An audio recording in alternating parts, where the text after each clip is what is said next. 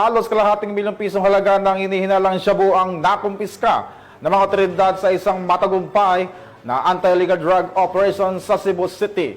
Magbabalita dyan si Patrolwoman Flora May Azares.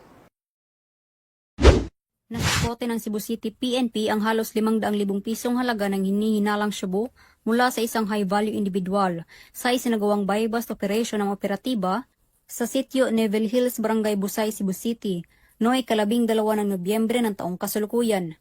Ayon kay Police Major Eric C. Gingoyon, Station Commander ng Police Station 4 Cebu City Police Office, bandang alas 11:06 ng gabi nang ikinasa ng mga otoridad ang buy-bust operation na nagresulta sa pagkaaresto ng HVI na suspect na si alias Paner, 35 anyos, na residente ng naturang lugar.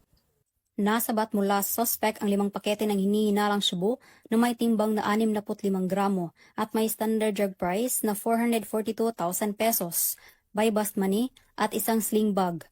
Samantala, kasalukuyang nakapiit sa Mabolo Police Station 4 ang suspect at mahaharap sa kasong paglabag sa Section 5 at 11 ng Republic Act 9165 o Comprehensive Dangerous Drugs Act of 2002.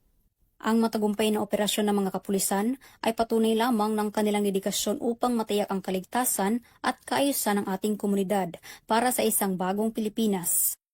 Mula dito sa Cebu City, ako ay inyong Police News Network Correspondent, Patrolwoman Flora May Azares, alagad ng batas, tagataguyod ng Balitang Pulis.